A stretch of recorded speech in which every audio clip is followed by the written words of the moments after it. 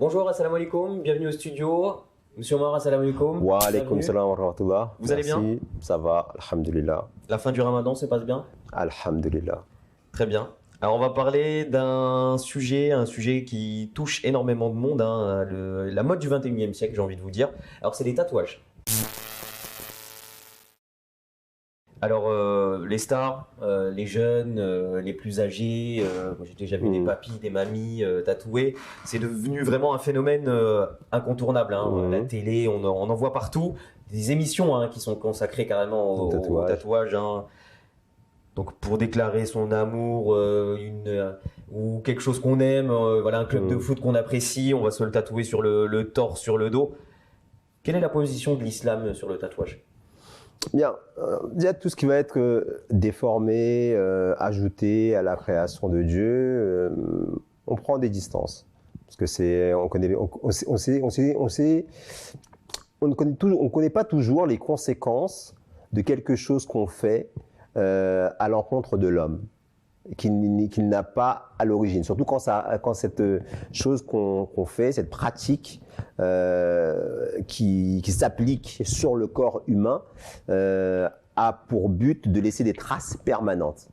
Et d'ailleurs, on le voit, il y a des personnes qui se tatouent et qui, à un moment donné de leur histoire avec un homme ou avec une femme, développaient un certain sentiment, et ces sentiments, avec le temps, s'estompent, et que finalement, après avoir gravé dans le marbre quelque chose qu'elle pensait comme permanent, elle se rend bien compte que non, ou il se rend bien compte que non, finalement, c'était pas si permanent que ça. Maintenant, qu'est-ce qu'on fait? C'est les remords, c'est les regrets. C'est avoir fait un tatouage, par exemple, qui a pris la moitié du corps, et alors que cette chose-là ne reflète plus l'idée, l'état d'esprit, les sentiments d'une personne qui avait 20 ans lorsqu'elle en a 40. Je suis d'accord avec vous, mais au jour d'aujourd'hui, on a des moyens pour les, du moins, ou pour les estomper. Après, je ne connais pas, hein, je vais pas dire de bêtises, mais on a les lasers hein, qui permettent d'enlever ces tatouages. D'ailleurs, on voit les stars qui changent constamment de tatouages et tout. Est-ce que malgré la possibilité de le faire enlever, est-ce qu'on connaît les conséquences de l'usage du laser? Moi, je pense que ça, on les connaîtra d'ici une trentaine d'années. C'est toujours comme ça que ça se passe. Alors pourquoi prendre le risque d'être malade pour quelque chose de futile qui n'a pas d'intérêt vital, hein, plutôt que de rester tel quel, naturel, et éviter toute maladie possible ou probable. Donc, malgré donc on a parlé des tatouages là au jour d'aujourd'hui, hein, mais bon, par exemple, on a au Maghreb, hein, où le tatouage est une marque de beauté, surtout dans certaines tribus. Que dit l'islam sur ça? Je crois que c'est les Chaouis. Il y a les Chaouis chez certains berbères aussi, où on a au Sahara aussi, où il y en a pas mal. Après, on peut aller aussi un peu plus loin. On a dans tout ce qui est dans les îles Nouvelle-Zélande, où c'est quelque chose quasiment de culturel, où on est même des ancestral carrément. Des fois cultuel même. Oui. Des fois cultuel et qui trahissent aussi des fois certaines croyances superstitieuses. Donc si effectivement c'est le cas, si c'est le cas, déjà première chose, l'argument lié au problème que peuvent générer justement le tatouage, surtout que c'est fait avec des objets contondants qui peuvent être source d'infection des fois. Hein, et ça, c'est quelque chose qui, des fois, peut faire en sorte de créer des problèmes, on va dire, physiques. Donc, indépendamment de cette question-là, il y a aussi le fait que dans les pratiques ancestrales, il y a souvent des croyances mêlées de superstitions, d'idolâtrie, et qui sont contraires à tout idéal islamique. Il y a toute croyance islamique. Donc là-dessus, si effectivement c'est le cas, en plus du risque sanitaire évident qu'on connaît, le tatouage, c'est quelque chose que l'islam ne va pas encourager. D'accord, mais que diriez-vous par exemple pour un musulman, hein, quelqu'un qui est tellement amoureux de sa religion, veut se faire tatouer par exemple la shahada par exemple sur le bras? Qu'est-ce que vous lui diriez? Qu'il témoigne de son amour en se concentrant dans les œuvres que Dieu lui demande de faire. Parce que l'amour, l'obéissance en islam, c'est pas de suivre ses passions, c'est bien de suivre les commandements divins. Et si Dieu, dans sa sagesse, nous enseigne des choses pour nous protéger des conséquences néfastes de telle ou telle pratique, eh bien, il est plus dans l'esprit de l'obéissance islamique de faire ce que Dieu veut et délaisser ce que Dieu ne veut pas. D'accord. Bon, on va rester un petit peu avant de passer sur un autre, toujours dans le monde du tatouage. Je vous poserai une question un petit peu après sur la scarification, mais avant ça, je vais quand même rester sur une question encore sur le tatouage.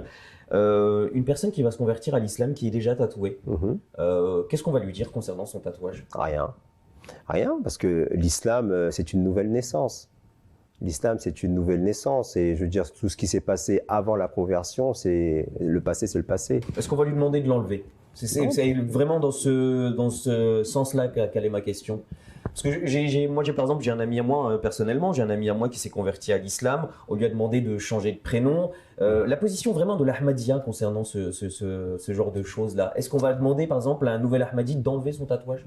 Bien, à partir du moment où il ne va pas y avoir de signes, on va dire, de vulgarité, qui vont être évidents, même qui seront visibles et qui seront contraires à ses principes à lui, qui seront contraires à ses intérêts à lui, hein, dans des cas extrêmes, on va dire, où c'est pour protéger son honneur, hein, parce que des fois il peut arriver qu'on ait fait des bêtises et avoir fait des tatouages improbables qui soient humiliants, par exemple.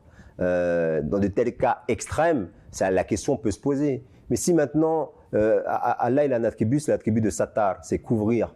Si maintenant elle a fait des choses qu'elle regrette et qui ne sont pas visibles et qui ne l'humilient pas, qui ne vont pas contre son honneur, Allah il aime pardonner, il aime cacher les défauts. L'homme, il ne doit pas dévoiler ce que Allah cache. Parce que l'essentiel en islam, c'est la conversion du cœur. C'est la conversion de la compréhension. C'est savoir pourquoi on fait les choses. Pourquoi on fait les choses. Si maintenant, et l'islam est une religion qui enjoint la facilité, et le Seigneur disait rendez la religion facile et ne la rendez pas difficile. Personne aujourd'hui, elle vient avec toutes ses casseroles, j'ai envie de dire, de son passé. On ne va pas les lui rappeler. L'islam va tenter d'orienter son esprit vers des aspirations plus hautes, pour l'élever, pour qu'elle se réforme, pour qu'elle change. Et pas se mettre que de côté, mettre un voile sur ce qu'elle a fait. Contrairement aux stéréotypes qui sont véhiculés par la majorité des musulmans, on peut s'appeler Jean-Pierre, est tatoué et s'être converti à l'islam, ça ne pose aucun problème. Tout à fait. On n'est pas là pour juger. Dieu seul, il est juge. Un jour, une fois, il y avait une personne qui était venue en rasta, habillée. J'avais un ami qui s'était converti à l'islam Ahmadiyya et qui avait un piercing dans le nez. Et lorsqu'il est venu, il venait faire la prière du mois chez un frère régulièrement. Et le frère, c'était une personne d'un certain âge, un Ahmadi aussi. Hein. Et il dit à mon ami, où est-ce que tu as acheté ce piercing? Il lui dit, ce piercing, voilà, je l'ai acheté tel endroit et tout. Après, il dit, mais j'aimerais bien moi aussi m'en acheter un. Après, mon ami lui dit, mais vous voulez acheter un piercing? Il lui dit, mais si c'est bien pour mon frère, c'est bien pour moi aussi. Parce que l'islam enseigne que tu ne pourras pas vouloir, tu ne seras pas croyant tant que tu ne voudras pas pour ton frère ce que tu veux pour toi-même. Et à ce moment-là, mon ami a compris et naturellement, il a enlevé son piercing. Belle manière de lui avoir fait comprendre les choses. Tout à fait. Ça est une religion de sagesse qui essaye de faire comprendre aux gens que les enseignements sont là pour leur intérêt. D'accord. Donc en gros, on peut... j'ai bien compris le message que vous voulez passer. On est tatoué, mais bon, on va venir à la prière du vendredi, on va essayer un maximum de ne pas rendre ces tatouages visibles et à la vue de tout le monde en quelque sorte. Tout à fait. Sobre là-dessus. Exactement. Très bien. Donc maintenant, on va passer sur un sujet un peu voilà, qui touche celui du tatouage, hein, c'est la scarification, rituel chez certaines tribus en Afrique surtout. Attention, là, on va parler vraiment de la scarification, pas de la scarification qui est vue souvent comme en Occident, comme de la torture. Hein. On parle des gens qui font ça dans le cadre pour un meilleur être, pour un bien-être.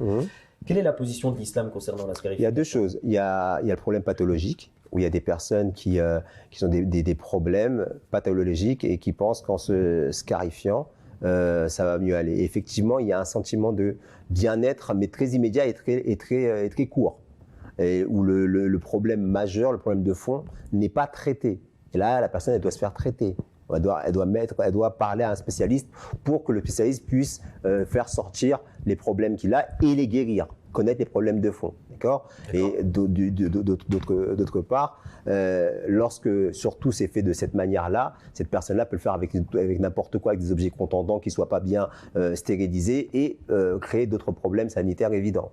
D'accord. Maintenant, il y a ce qu'on appelle les saignées. Ça, c'est une pratique médicale ancestrale de certaines médecines traditionnelles qui sont faites justement dans un but de guérir des maux physiques. Et là-dessus, l'islam, tant qu'on est là pour guérir, pour soigner, l'islam est trouvé un hardir.